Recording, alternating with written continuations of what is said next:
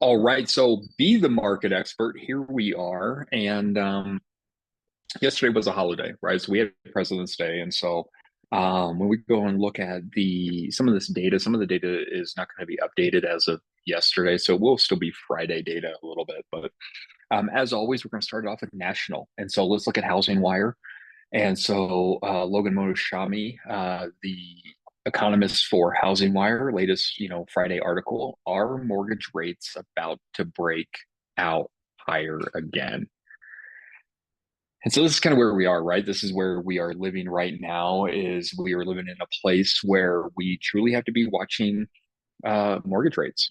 And with mortgage rates, we know we talk about this, and we'll obviously dive into it a little bit deeper. But this is this is truly one of those things that um, slows down buyers and sellers on both sides of the aisles, right? And we do have to keep in mind that most sellers do become buyers, and so they're obviously looking at rates, and this is a big conversation. So, to start off this article, it says, "Will mortgage rates break toward 8% again?"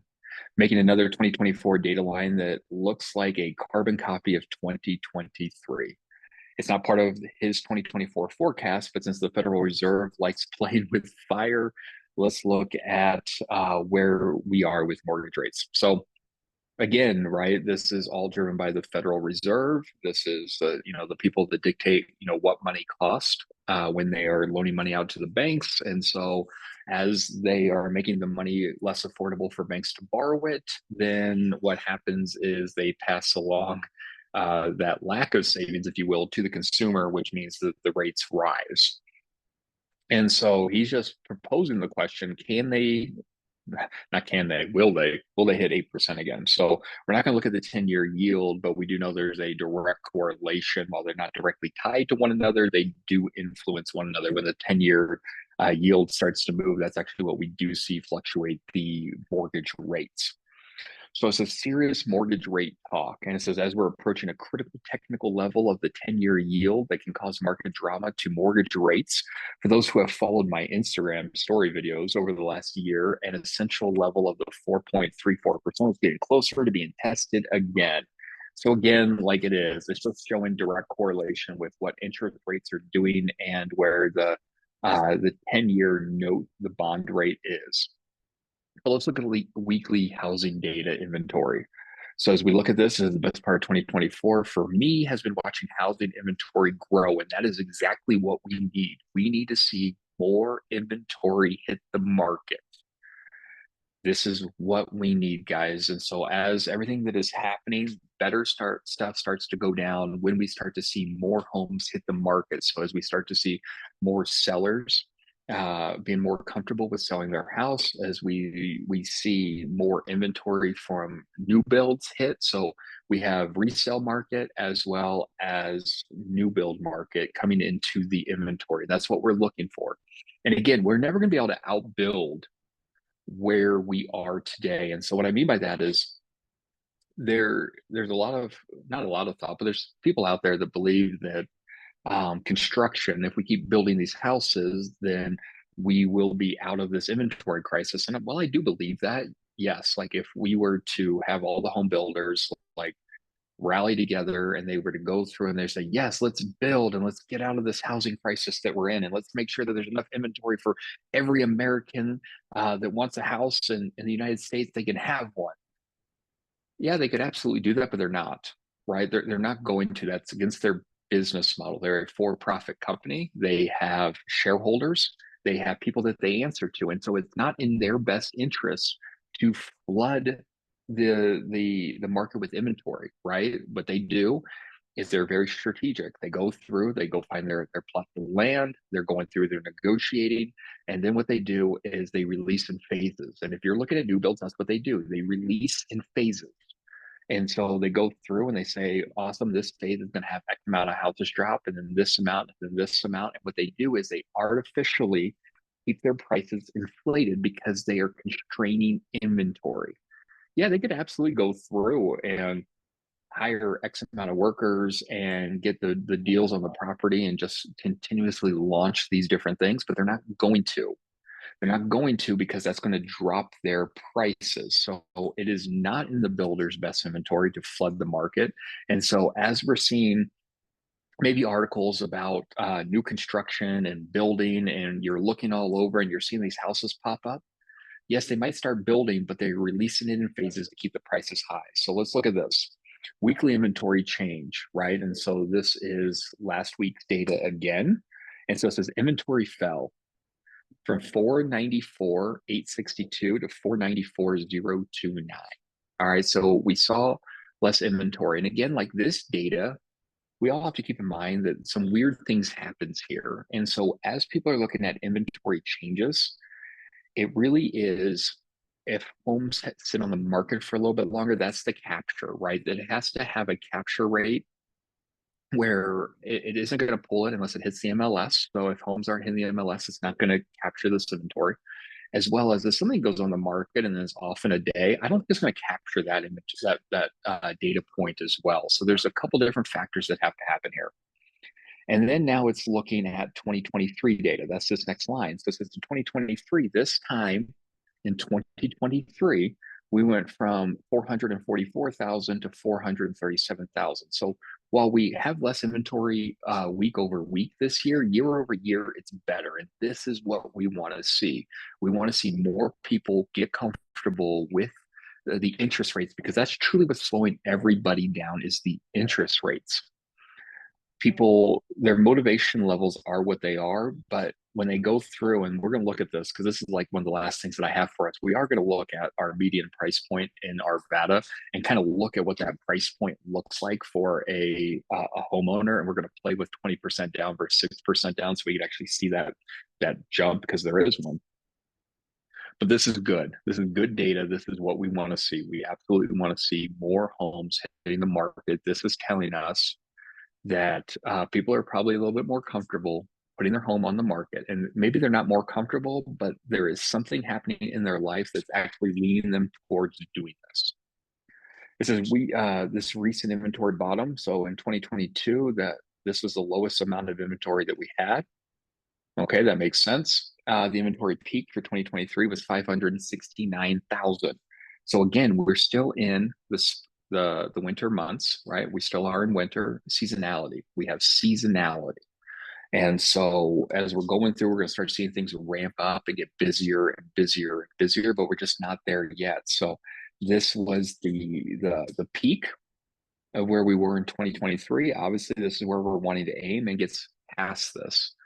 If we're getting more inventory, more people are going to be willing to come and purchase houses.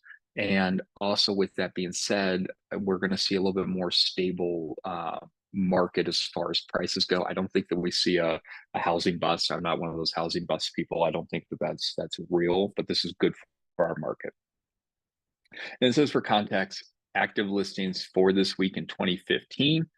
954,000 homes. And guys, this is the thing. Like when we start looking at this is what I can tell you. I started doing fix and flips back in 2013. All right. So that's when I raised my hand. I left my corporate job, big box retailer, big orange sign on the front is in a square. They sell home improvements. And 2013, this is when I started doing fix and flips. And I can tell you, like, this was a good market, like, at least for, for fix and flips. So I can say that, like, back in these days, I truly remember going through and I see Kim's on the call with us, and Kim can probably attest to this as well. Like I literally remember going and looking at houses, hitting the market, and there'd be lines of cars. Like I remember going in first day on the market, and there'd be 10, 12, 15, 30 cars down the street waiting to get into these open houses to go look, because we were in a market where you would literally hit the front door and you would have to go look and be like, are we buying this house? We got to put an offer in today if we're going to do this. And obviously some things have changed, the different nuances of how we buy houses.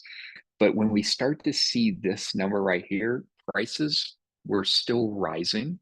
And so the only reason why I'm even bringing this story into this is just to let you know that this is a great market. Having this much inventory isn't going to impact home prices too negatively. Like it might level them out a little bit, but we're not going to see a dip. So double the inventory, I actually think that's a good thing for all of us.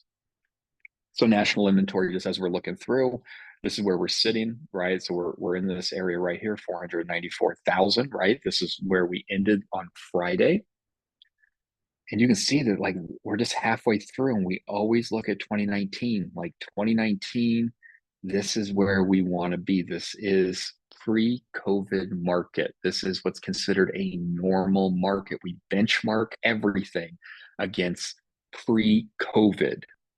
And so 2019 data we're looking through here, we're seeing close to 1 million homes on the market. This is where we want to be. We want to get back up to this level. This just feels better for everybody. There's more stability. It's more comfortable. People are actually raising their hands. There's actually opportunity. This is where we want to get to.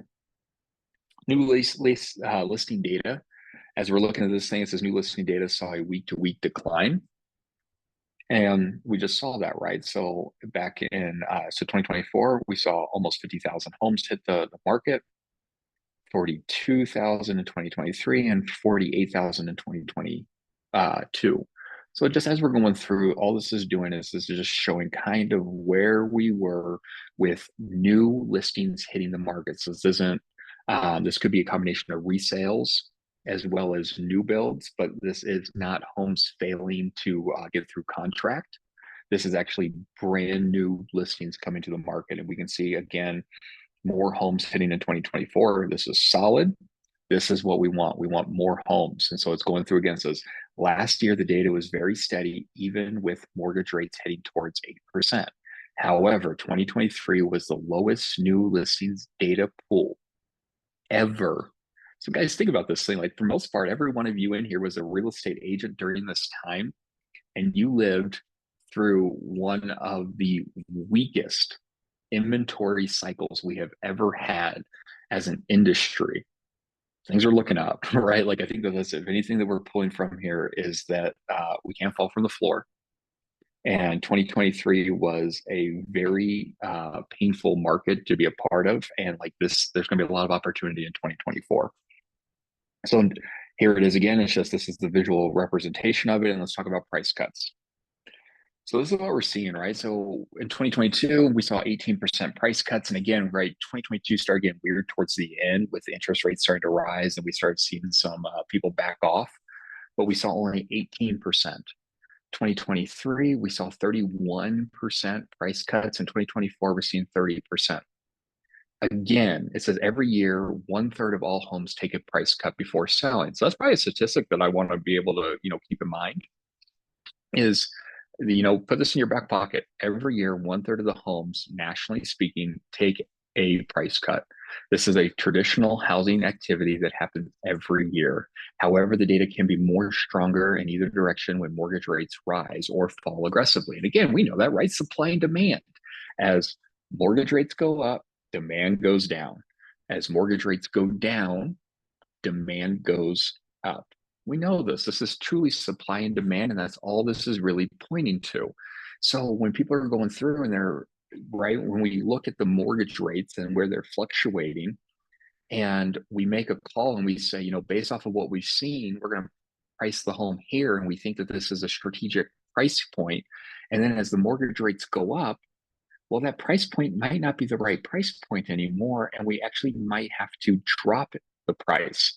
And that's what's happening here. So that's what's actually driving a lot of this data. Again, anything that we have, most all the issues that we're running into, the opportunities can all be pointed back to mortgage rates. It says the year-over-year price data has been stabilizing since November 9th, 2022, even with 8% rates last year. And again, if we were to look at 2021, right, when interest rates were 2 and 3%, a lot of people think that like that was the norm because we lived through a frenzy in that savagely unhealthy market that we were in. And so as we're going through, we need to be keeping in mind that 2 and 3%, that's not normal. And actually, the 7 and 8% interest rates are, right? 7 8% interest rates are normal. Yes, I get that home prices are more expensive, and with inflation and a lot of salaries and pay hasn't kept up with that. But still, like, actually, guys, I think this is a more normal market that we're going to live through. And a lot of smart people out there believe that we'll land somewhere in the 5.5%. But again, there's still not going to be enough inventory out there to meet that demand. And at that point, I actually think prices start going back up a little bit. So here it is again, like it's just kind of going through. Here's your visual representation of single family homes with price cuts. And again, we're not the highest, we're not at the lowest, we're somewhere kind of close to a little bit higher than the middle. And here we are at 30%. Purchase application data. This is important. We always need to be looking at purchase application data. This is your clients reaching out to lenders, raising their hand, saying, you know what? I think this is the year I'm going to buy a house. What do I qualify for? This is the information. So it says higher mortgage rates have already impacted the purchase application data with 3 straight negative weekly prints. Okay, so this is saying that less of your clients are rushing out to go talk to your lender of choice about what they qualify for. And this could be a positive and this could be a negative depending on how we want to spin it and the kind of conversations that we want to have, right? If I'm talking to my sellers, I need to let my sellers know that there's actually less buyers. And so we actually need to be more strategic with how we're listing our houses because there might be different kinds of inventory levels, but there's also less demand out there. And this is actually what's pointing to that 3 straight weeks of negative prints means that there is 3 straight weeks of less people interested in purchasing a home. Also, on the buy side, if I'm having a conversation with one of my buyers, I'm also going to let them know that there's less competition out there. There's less competition, and we know. And I got a slide for you guys as well about something I got from our friends over at Land Title that sent this to me that I don't think's out yet. Um, and so I'll share it with you guys. But it's actually about concessions, actually in Colorado, and they actually have some prints on what they're seeing for concessions looking like. And we do know that that's actually I'm not gonna say a standard because you know how Kevin felt about standard the other day at Team Rally for those that participated. But we're actually seeing that kind of marked more in some of our daily routines when we're writing contracts. Is we're seeing a lot of blanket offers with concessions already baked in, and so we're actually seeing that more of a common practice these days. But here we go. Like as we're looking at this thing, it's showing that since November of 2023, we have had 8 positive and 3 negative prints. And what's interesting about November 2023, again, like I don't like that we went back all the way to November because seasonality, Christmas, New Year's, Hanukkah, insert whatever holiday here, we traditionally, historically speaking, we see more people start to hibernate and they start to thaw off in the spring months. So this is actually really hard data to look at because again, like we haven't woken up to home buying season. But again, so we've had year to date, right? It's 2024, 2 positive prints. And so obviously that was in the beginning of the year, and we're not going to count New Year's, I don't think. And then we've had 3 negative prints because we just know that the last 3 weeks have all been negative prints. So less people. And again, like as we look at this visual representation, like we've kind of like I always say, like you can't fall from the floor. Like we're definitely in the basement here. Like this is the first level. Like we were in the basement down here. Like this is bad. So we're getting a little bit higher, but they've been negative week over week at this point. So just keep that in mind. This is part of the conversations that we should be having. And with all the conversations that we're having, this is why. So here is your mortgage rate tracker. And again, I just have it set for January 1st into the 16th because again, yesterday was a holiday and they don't have this updated yet. So if we're looking through, guys, it's going up, right? Like I think this is what we have to keep in mind as we're having conversations with people is that mortgage rates are going up. And the last thing, right, it pointed to like rates pointing to 8%, right? Like that's what it said. Like, can rates hit 8%? Like they're getting towards it. Well, as we're having these conversations, we have to keep in mind that these rates change depending on what kind of borrower you are, right? They're going to look at your credit score. They're going to look at how much money you make. They're going to like all these different things come into factor when it comes to your interest rate. Well, this is saying like this is like their perfect candidate, right? That's how I look at this stuff. Like this is like their avatar of who they want to lend to. Like those are the people that are getting 6.889 and 6.750. And as we're looking at first time home buyers, because that's truly who's entering in the buying pool right now, like those guys aren't qualifying for here. They're in the sevens. Like this number is perfect storm, perfect avatar, most people aren't getting these numbers. So we have to figure that most people are around these sevens. And so while this looked kind of weird, right? Because we don't really want to see big blips like this, especially here. Like this was actually probably really scared a lot of people, like this movement right here. Because again, like how do you know and make plans if you go out and start looking and let's say the interest rates for you are 6.6 and then right the next day they're at 6.49, you're like, cool, like I'm going to go talk to my lender. 6.49, that's good. And then you start getting up into this and you no longer qualify.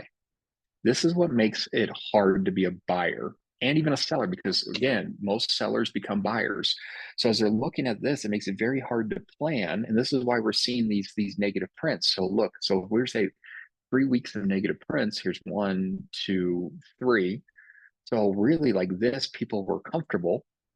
But then as we started to hit around here, this is where people actually started to say, you know what, let's pump the brakes and let's hold. Let's get into a holding pattern. And it really is these big swings that we're seeing because, again, you don't get to lock in your rate for the most part until you identify a home. And most people aren't identifying a home on their first route, first time out looking at houses. So this actually makes it very hard to plan as a buyer. And again, let's just look at it for a year. We're still better than what we were as we're looking at this thing, right? Like here we are 7.8 back in October, right? Like we're way lower than we were. And still this doesn't feel good, this roller coaster that we're on, because again, how do you plan? How do I plan to go talk to a lender, figure out what I qualify for if the rates might just be keep going up and up and up and up? The whole mentality behind this is what's actually slowing people down. So we just got to keep in mind, like this is actually what's affecting a lot of people's decisions. We'll go through a little bit further. Let's look at Arvada. So Arvada Tuesday, February 20th. And again, like this data is pulled off of the MLS. And so our median price point in Arvada is $725,000. And so we can actually see that this is kind of going up. And again, like it has to probably do with inventory. And medium price point, again, let's just keep in mind, medium price point, they're taking the outliers and they're just working their way in. Smallest priced home, the most expensive home, they're working their way in. They land in the middle. This is the middle of the number, medium price point, $725,000. Medium price point of new listings. So new listings hitting the market, $712,000 right now. So that's what they're hitting the market as. So we can see that they're actually pricing it a little bit lower than what the homes are. And again, you have to. There are less sellers or there's less buyers out there. And so to be competitive, you have to price lower than the competition. Your neighbor is your competition.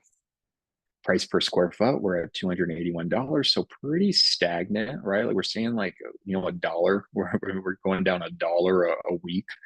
No big deal. Average days on market, 95. It's kind of going down a little bit. We're seeing 95 days an average. Keep in mind, they're taking all the numbers, they're adding them all up, and they're dividing them by the total amount of houses, which means that at 95 days, average days on market, median days, 63. So depending on the conversation that you're having, these are the conversations. And so as a seller, right, someone going and sitting at the listing table, the dining room table, with a potential seller, like I'm letting them know that, you know what, we're competing with average days on market of 95 or the median days on market of 63.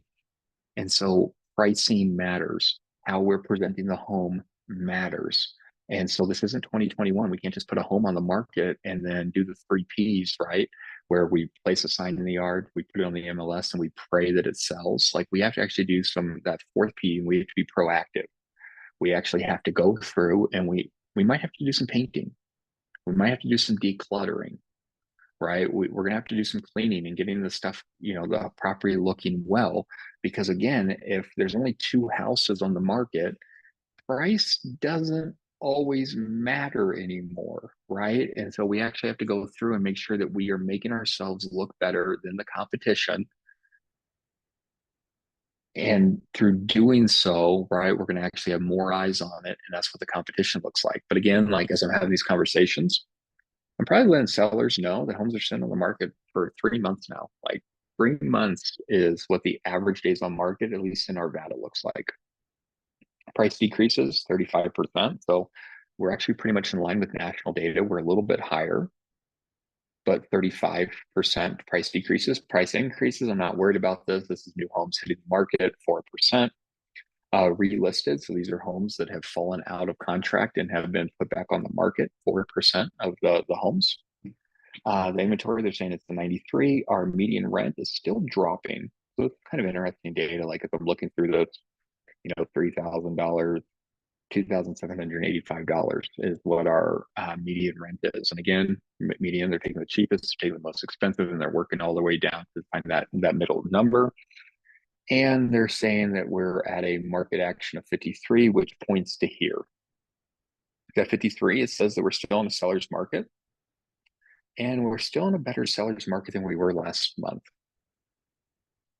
So definitely conversations that we're having. We're still in a seller's market, and seller's market truly depends on inventory. And guys, again, like we do know that we have less than 3 months of inventory. So again, if we were to stop putting homes on the market today, we would run out of homes in less than 3 months. And those are the kind of conversations that we need to be having with our buyers and our sellers. But let's look at this. This is kind of fun. So let's go. I say it's fun. It's really not fun. It actually kind of hurts. But $725,000, that's our median list price. So I went out and I found a $725,000 home on Zillow's super app. I don't know if you guys have been following the news on the super app, but Zillow feels like they finally created it. They've been talking about it for 2 years now. And I think this is, one of the final iterations. But anyways, $725,000. This is Arvada. This is Coors Drive, Arvada 8 triple lot 5, and it's saying like stunning Ralston Valley remodel. Doesn't matter anyway. 725, the median price point in Arvada, Colorado. This is what 725 gets you: 4 bedroom, 3 bath, 3,000 square foot remodeled home. Cool, whatever. What we want to do with this, let's look at the payment calculator. So for now, let's go through 725. I just put in 20% interest rate and 6,889. Again, all I just went through here, and I just went for a 30-year conforming loan, 6,889. That's where I pulled this from. And if you were to put 20% down, which means you have a down payment of $145,000. So take that in for a second. If you're bringing 20% down, obviously you don't pay mortgage insurance, you don't pay PMI. Obviously, there's property taxes, there's home insurance, there's all kinds of other stuff. They're saying that your monthly payment for this house will be $4,360. Think about that. Like, this is why we have buyers that are being more discerning than ever. Like, they're going through, they're making sure that all the checkboxes are being hit. We're not in 2021 where it's just like, I need a house. Let's, $100,000 over asking, waive all my contingencies. Here's my firstborn child. Like, we don't see that. Now they're looking at, they're saying, okay, if I'm paying $4,360 a month, and keep in mind, guys, like there's articles out there that say like most people earning $100,000 a year are still living paycheck to paycheck. So as you're looking at that and you're thinking about this, and this is your monthly payment, $4,360, and we just looked at this that said that the median rent right now is $2,785. People have decisions to make. Does it make sense for me to rent, or does it make sense for me to buy? And again, this dollar amount, this $4,360, is dependent on you having 20% down, which at this price point is $145,000. Let's change it. Let's go 6%. Let's say I got 6% down. So I'm bringing 6%. Guys, look what that just did. I have to have $5,459 a month towards a monthly payment, because again, now I'm paying PMI because I'm a riskier loan to the bank. So I'm a riskier loan to the bank. So now they're going to charge me $432 extra in a mortgage policy or a insurance policy to protect the lender. Now, this is what I want you guys to think about. I just told you that $100,000 a year, people are living paycheck to paycheck right now. Guys, if you were to pull this data over 12 months, this is $65,500 a year in mortgage payments. So if you're thinking that you're a person making $100,000, 60% I mean, north 60%. I mean, it's almost 65, almost 66%.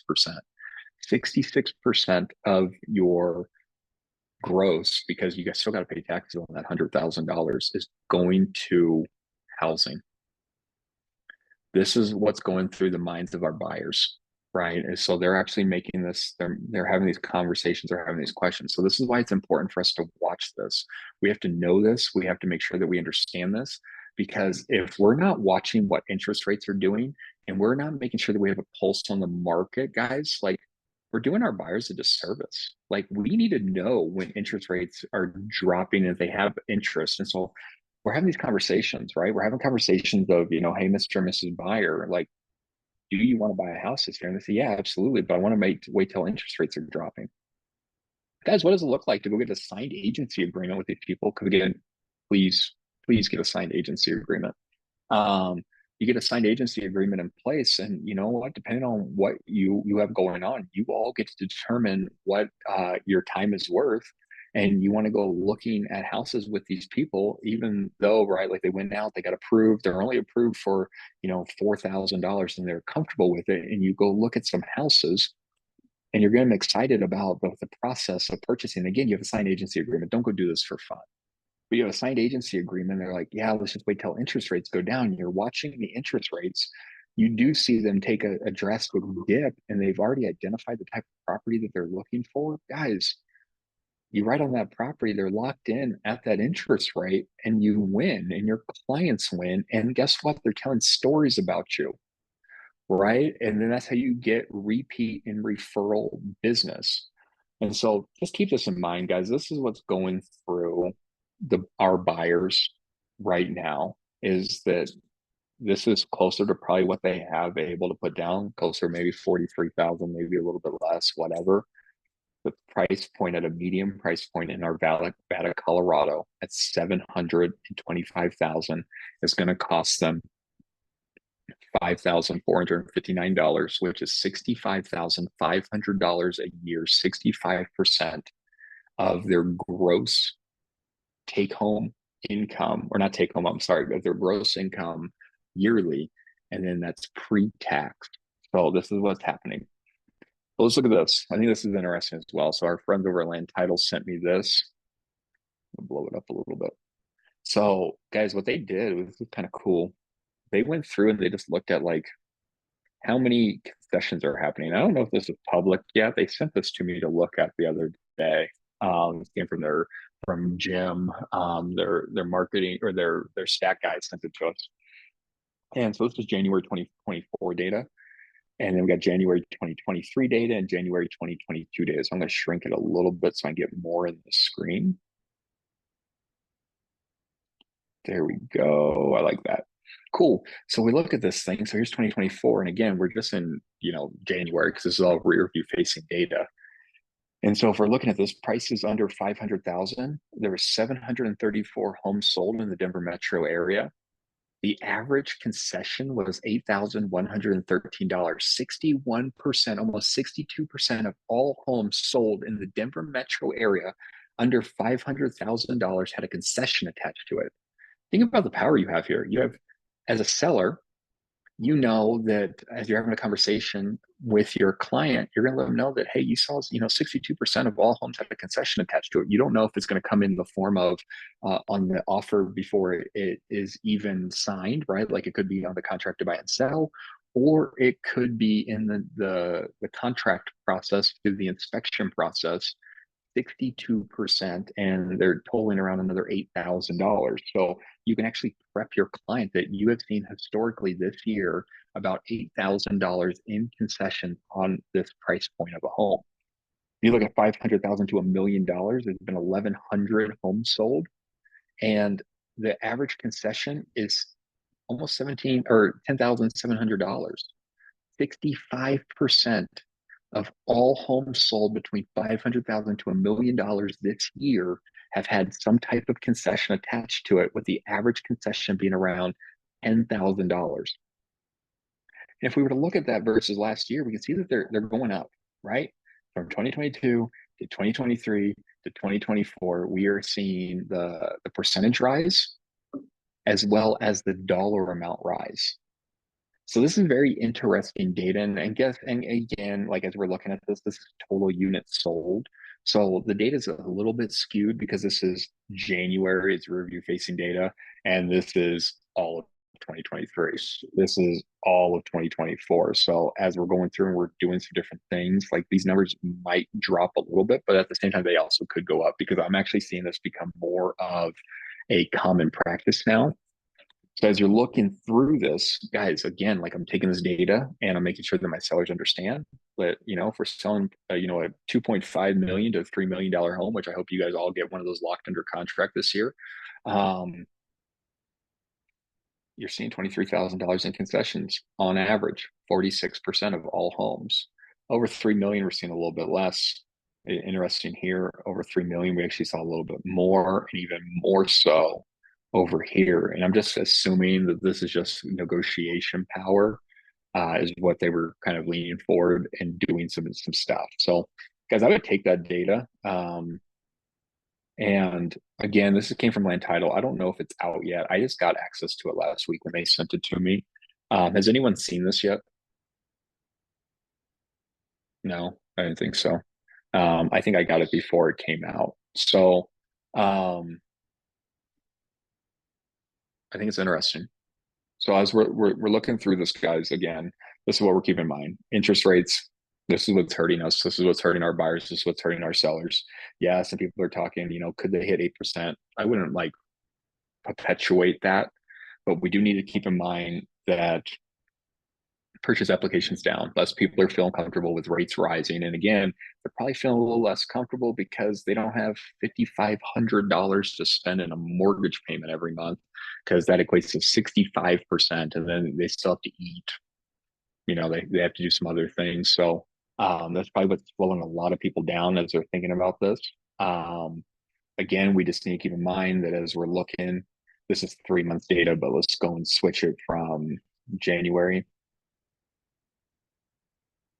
to February.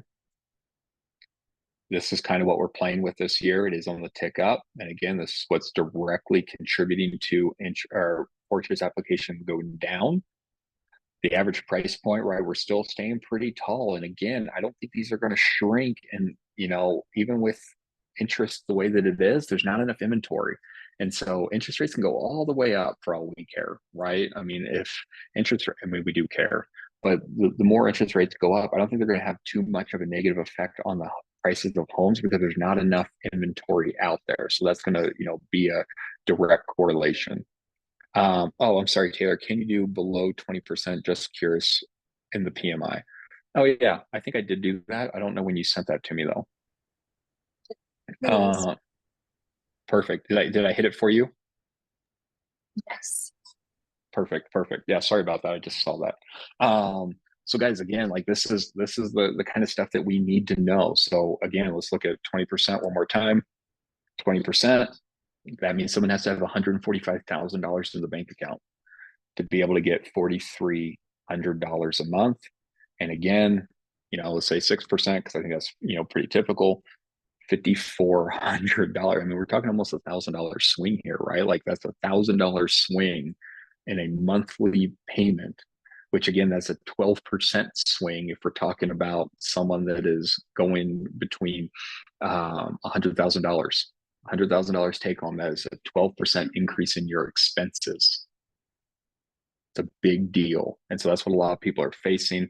And again, guys, I think this is just very, very interesting data right here. I think you guys could run with this. This is what I'm going to take on listing appointments to make sure that my sellers understand kind of what they're going to see in concessions, as well as, we could probably negotiate a little bit more. Like if we're really seeing that like this is the average and this is what people are truly accepting on some of the things, like maybe we do put it in a little bit more of our offers, right? Like we're going through and, if a home's like sitting a little bit, we're just like, you know what, hey, let's throw in our offer and let's ask for, $10,000 in concessions, because that's the average, right? We put in $10,000 in concessions. I don't know if that hurts us on our negotiations down the road, because I also think that homes are falling out a little bit more, right? We did look at that relisted, 4% relisted.